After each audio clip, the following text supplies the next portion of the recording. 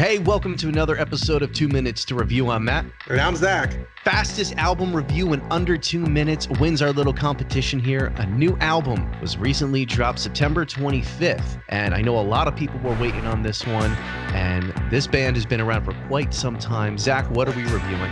We are reviewing the new 9th album from Deftones, Ohms. Now, it's funny you go, because this is definitely a band that people are religiously in love with. They have a huge following. Huge, loyal following. And the amount of press that this album has gotten is just a testament to that.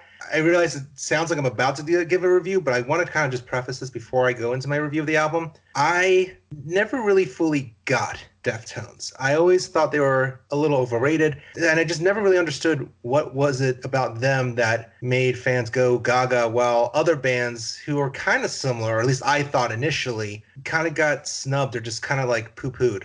So once I knew that we were going to review this album, I actually put out a feeler on Facebook saying, like, listen, I don't fully understand Deftones. What am I missing? What recommendations would you make? And a lot of people gave good insight as to what makes the Deftones special to them. But even more so, I got a lot of good recommendations on what to actually go back to and listen. And ironically, the two albums that everyone kept going, all right, start with these two, are celebrating anniversaries. White Pony, their classic landmark album that came out 20 years ago. But then also Diamond Eyes, which came out 10 years ago this year. When someone said that, I was like, oh, you know what? Now that you mention it, I do remember the single Rocket Skates kind of getting into it when it came out. So I revisited those albums first, and I'm not necessarily saying I drank the Kool-Aid and now I'm part of the Deftones cult, but I definitely get it a little bit more, and I think it actually helped me prepare for this new album, Ohms, which actually is their first album in many, many years with Terry Date, who you might recognize with his work of Pantera, as well as Biscuit. There's that band that, people don't like to talk about. But he also is actually responsible for a lot of the work that people love or got hooked onto with Deftones. I realized that was probably a long-ass intro, but you know what? I want to start off with my thoughts on the new album, Ohms. All right, I'll let you go right into it. Count me down. 3, 2, 1, shove it. So I definitely know that a big objective of Deftones was to make an album that sounded a little bit more lively, or as if it could be live. And as soon as I heard the record, I definitely think they captured that live spirit. And even as, going back to the older stuff, it definitely actually reminded me of a lot more of their raw, grittier, earlier work. And I'm not going to lie, the thing that really turns me off about Deftones most is Chino and his voice. I know people love his voice, but I'm still not 100% sold. And there's some songs on this album, especially like the song Spell of Mathematics, where at first you're like, oh, it's kind of annoying, but he adds little elements that get you hooked. I'm not as crazy about his voice, but what really won me over with Deftones and this album in particular is Stephen Carpenter's guitar work.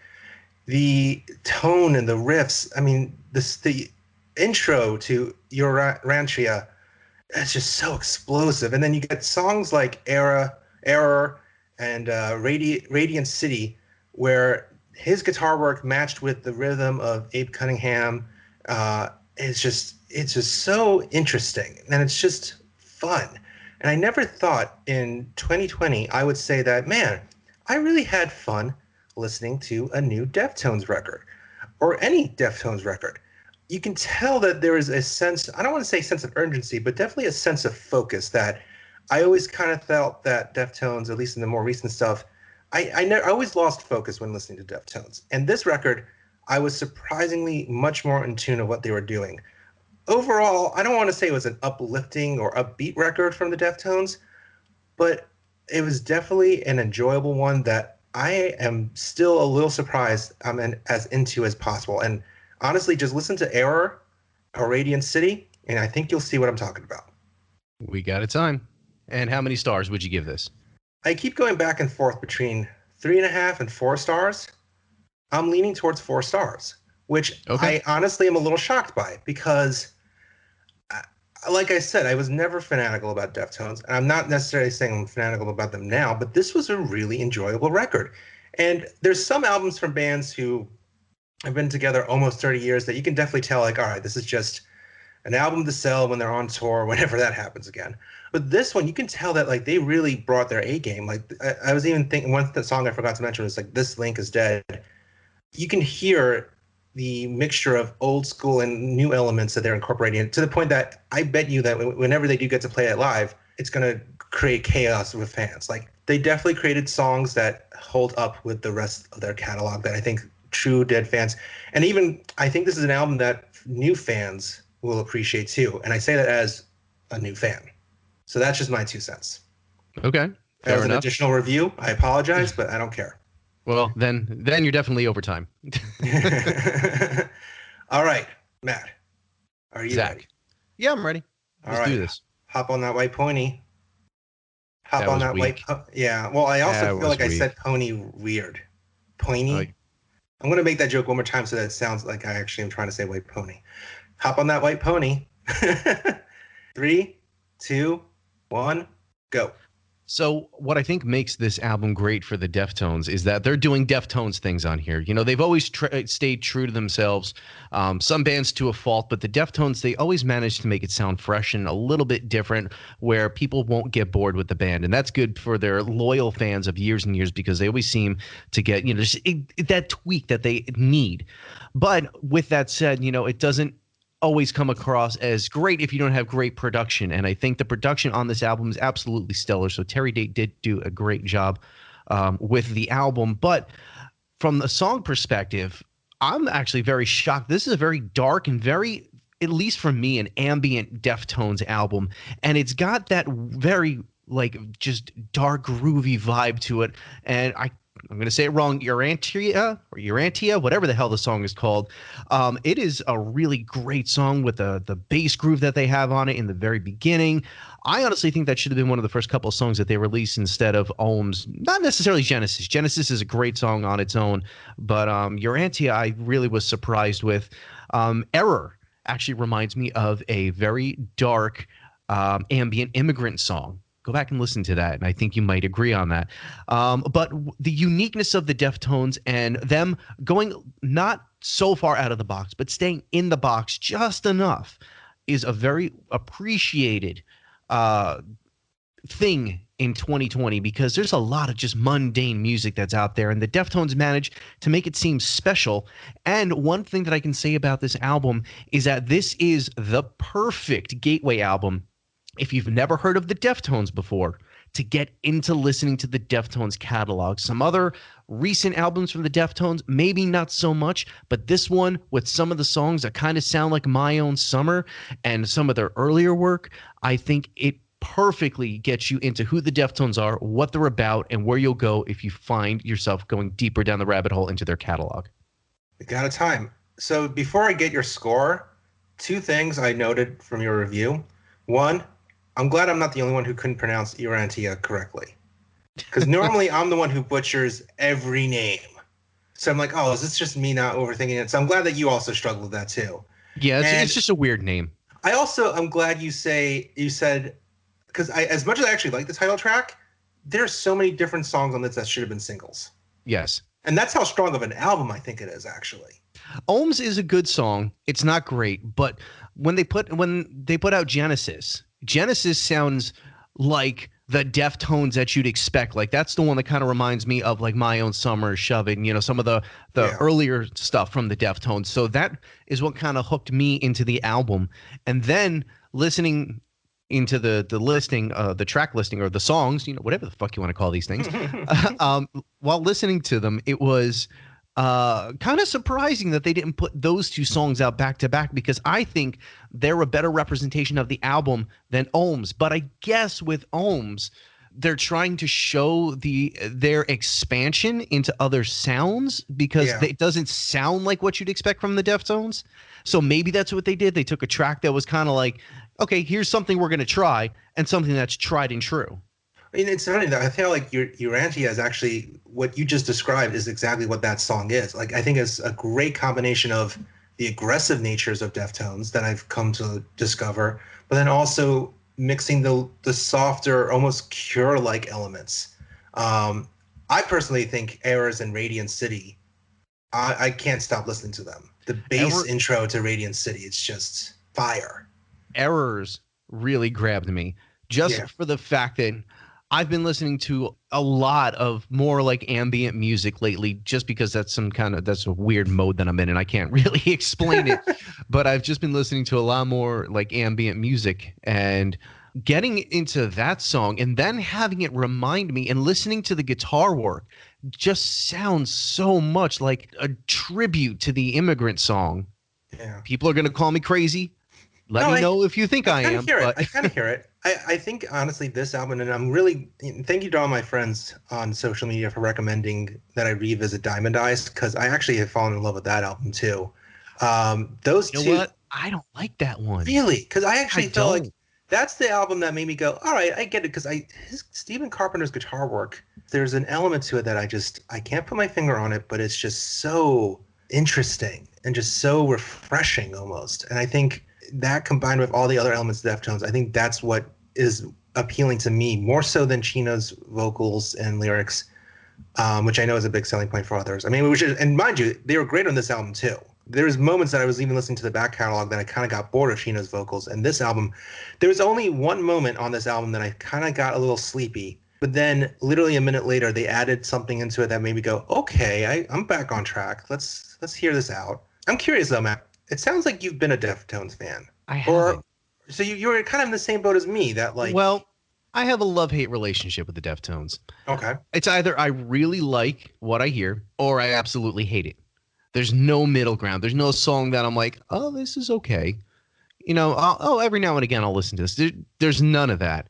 So I like the Deftones in small doses. And I'll say it this way because maybe this is the way that it makes the most sense.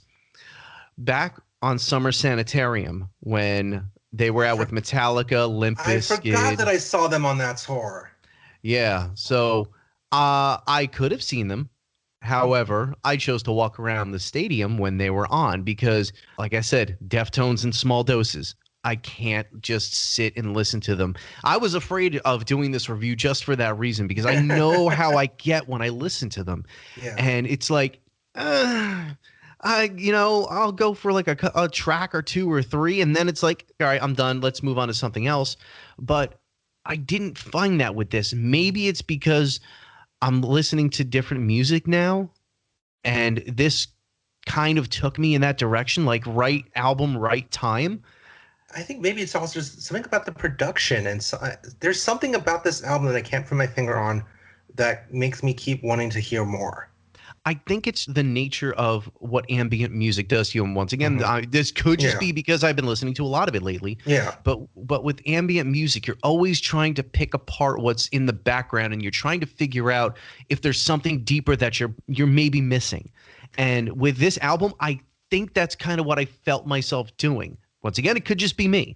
But no, it's funny. There's elements that like you're listening and you think like, oh, it's just this, cool groove. And then like you listen closer, it's like, oh, there's something cool going on in the background. Like there's definitely more thought that was put into this record than most albums nowadays. And I think is something I appreciate too. Right.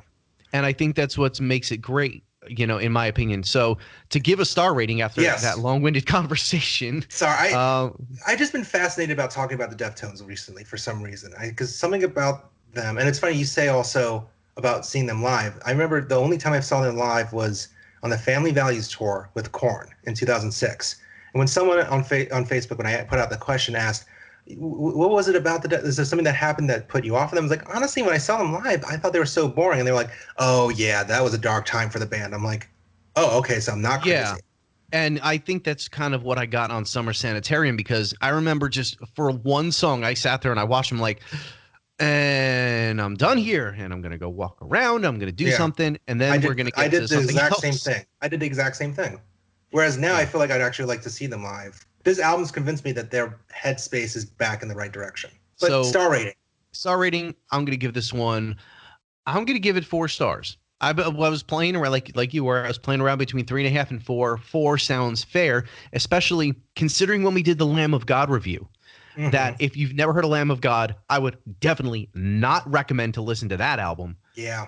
But this one, if you've never heard of the Deftones, listen to this. You will get into their back catalog, and this will make you a fan for sure. I completely agree with you. This is a really incredible introduction to the band. Thank you all for listening for this long of us just going on and on about the Deftones. Obviously, if you're listening to it, you're obviously a Deftones fan, so you don't mind, but that's not really the point of the show. The point is to see who gave the longest review in under 2 minutes. So, Matt, what is my time? Your time comes in at a cool 1 minute and 51 seconds. Wow. Very close to the edge. So, Matt, do you think you did better? I honestly don't know. It's either I came really close or I went over. It's just like your thoughts on Deftones. You don't know. I feel like I know a little better now, but yeah, Yes. I still don't know. Your time came just over 4 seconds of 2 minutes. You went over just by 4 seconds, which means that Zach Shaw won. He won. He gave the longest review. Oh, it doesn't matter about how many times. It's the quality of the win. You are not good at this game. It's the quality of the win. I'm not the Chicago Bulls. I'm not the Chicago Bulls here. My championships mean something. Go watch that Chicago Bulls documentary if you haven't. That's great. I've been wanting to. Oh, I haven't had a so chance good. to. I hear it's great. Is it on like Hulu or Netflix? So everyone, let us know where we can watch the Chicago Bulls documentary on Facebook, Twitter, Instagram. Also, let us know if you agree or disagree with our thoughts on the new album Ohms, or as well as if you disagree with how we view Deftones' catalog and just music overall. What are your memories of the Deftones too? Yeah, tell us what you initially thought when you first heard Deftones. What was it about them that maybe turned you around? Let us know on Facebook, Twitter, Instagram, at Epic Footnote, and keep listening to us on any platform you can imagine. Thanks so much for checking us out, and we hope you join us again soon. See ya.